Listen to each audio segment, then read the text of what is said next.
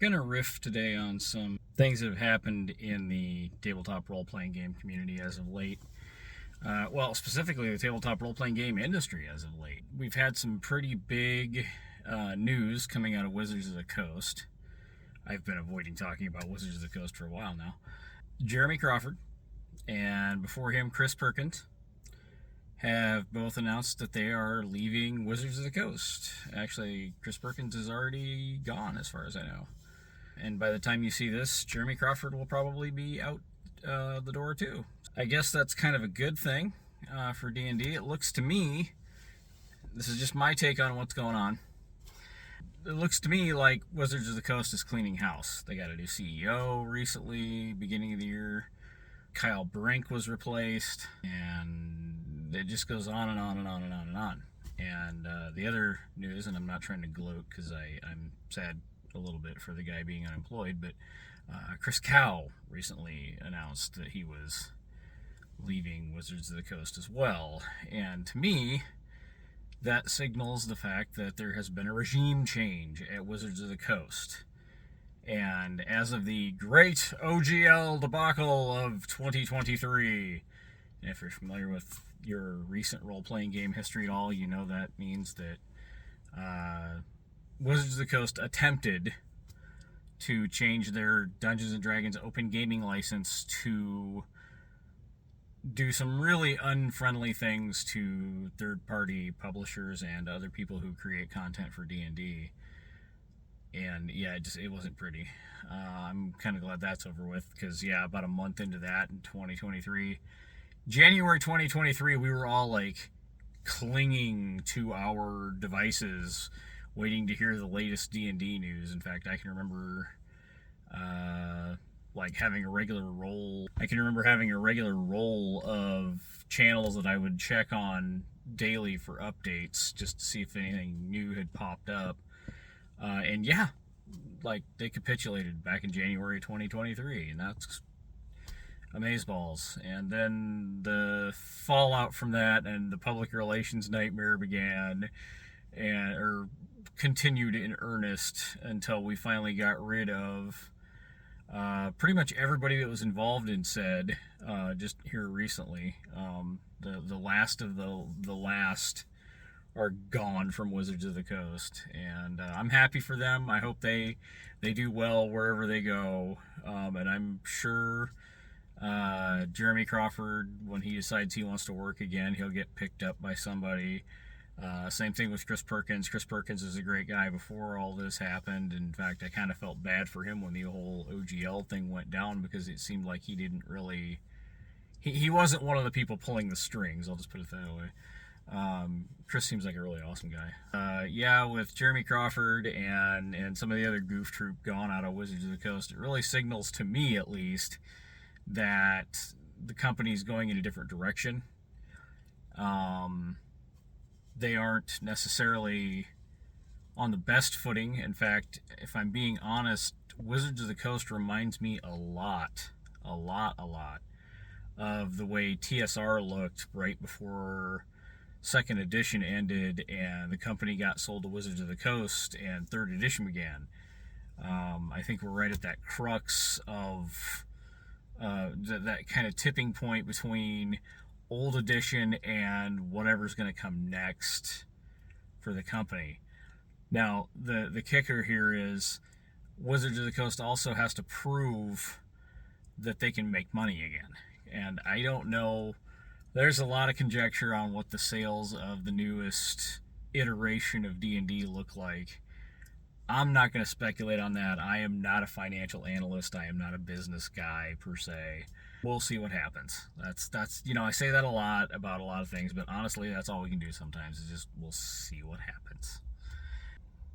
I think if I were at Wizards of the Coast, if I were the new CEO, I would be looking to try to make some money right now and show Hasbro specifically that D&D WotC is still viable. Now, Magic the Gathering WotC, you could almost split the company off and all you would have left is Magic the Gathering and everything else. And the everything else part is D&D and whatever else they decide to do this year.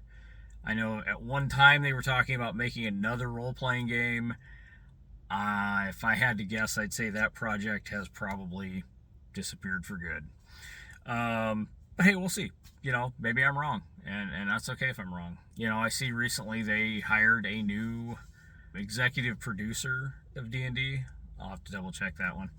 But yeah, Greg Bilsland is back at Wizards of the Coast and D&D, and I guess we'll see how that goes. Maybe it's a good thing. I don't know. It's a 4E guy, so I know there's a lot of skepticism about 4E. I know 4th edition is not the same critter that everybody knows and loves when it comes to D&D. Now, personally, I thought 4E had some amazeballs source books, and I thought they were really good at what they did. They just did it differently. They did it like, let's face it, that was their attempt to make D&D into World of Warcraft.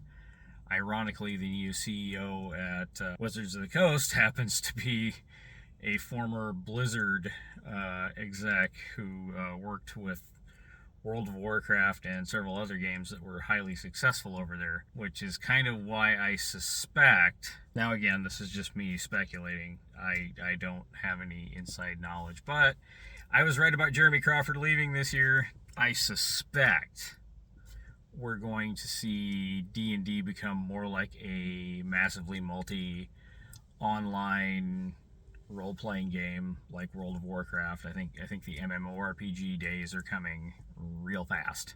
We know there's a product floating around out there in the ether sphere that we've all kind of talked about and hinted at called D&D Go, which is kind of like a rip on Monopoly Go. But I think those days are coming.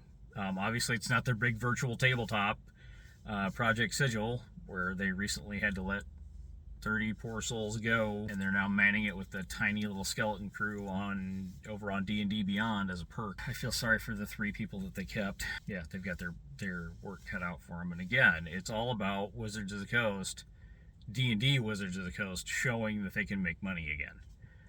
I really think that's going to be what it boils down to, and what we're looking at least in the next year or two going forward.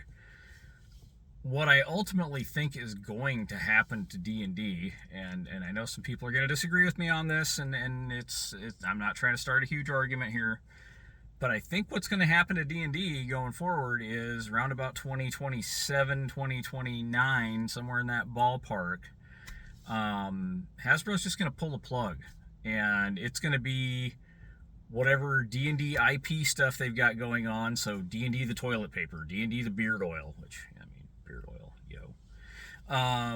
not that I use it, but I do use beard oil, just not theirs. But it's going to be D&D the beard oil, D&D the meat snacks, D&D the toilet paper, D&D the TV show, which I guess there's another one of those in the works, supposedly. We'll see how long it lasts. Hey, Joe Manganiello, how's it going? Remember how he got all the way into that Dragonlance series and then they just done? Poor guy. But I'm sure he'll bounce back. He's a good dude. Not that I know him personally, but he's a good dude, from what I've seen. But other than the IP and the video game stuff, D&D is going to be reduced to what a lot of other Hasbro board games have become, which is the most bare bones, basic boxed set. It's going to probably look a lot like the red box from the 1980s, where it's just characters level 1 through 5 or 1 through 4. Kind of like the beginner's box set is now. And you'll get a map and some counters and dice and some pre-made characters if you're lucky, and they'll just have this tiny little, and I realize a box set these days is gonna become kind of a tricky subject here, but I think going forward somewhere in the future we will actually see box sets become popular again. But I think D&D is going to become a boxed board game that Hasbro sells, just like Monopoly, Clue, or Connect 4, or any of those. Like, it's just going to be Clue, Risk, Stratego, many other board games. We all know the Hasbro main line is just the most basic, bare bones, boxed board game you can get. And then sometimes they'll release like a SpongeBob Stratego or a Star Wars themed Risk or whatever, whatever IP they can cross brand it with. But it's not going to be anything spectacular. It's not going to be like it was 20 years ago where D&D was all over everything. D&D was everywhere, and they had so many books, and they were releasing, somewhere between 4 and 8 books a year minimum. I remember those days quite fondly. I used to have to budget back money when I was still working. I would budget back money just to get my D&D books, because the D&D books would always be the first thing on the list, and then D20 Modern, and then whatever. Nowadays I'm saving back for the next Dragonbane book that hopefully comes out and comes my way, because I'd be a little more careful with the old gaming budget these days when, we're looking at the price of literally everything going up potentially. A lot of game companies are talking about how print prices are going to have to go up because we're in this trade war business with China. And again, whether that's still the case 10 years from now or 5 years from now, who knows? Hopefully not. But hopefully somebody will come to their senses somewhere in here and realize that driving the price of everything up is really not healthy for the consumer. In my opinion, I've always felt like inflation's not your friend, regardless of where it is. But back to, Hasbro, I think they're going to just drop D&D down to a basic box. And maybe, if we're lucky, we'll get like an expert box. More likely, it'll be, here's your basic box, and anything else you want to do is over on D&D Beyond and over on whatever happens with the DMs Guild. I don't see the DMs Guild staying the DMs Guild much longer.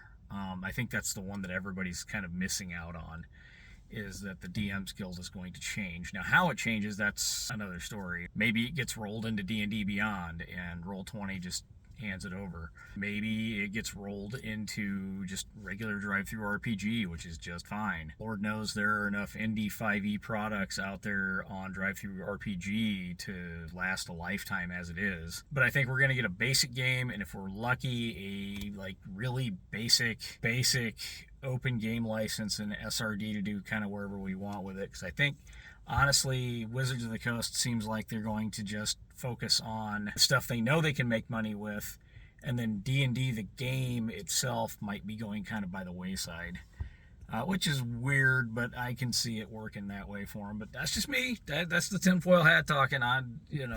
Maybe I'm wrong about all this. Maybe everything will work out just awesome. Hey, cool. I'm all about that if that's what happens. And I'm not throwing shade on D&D. And that's another thing I wanted to talk about today, is this whole thing with D&D. I appreciate you being here. I think you guys are awesome.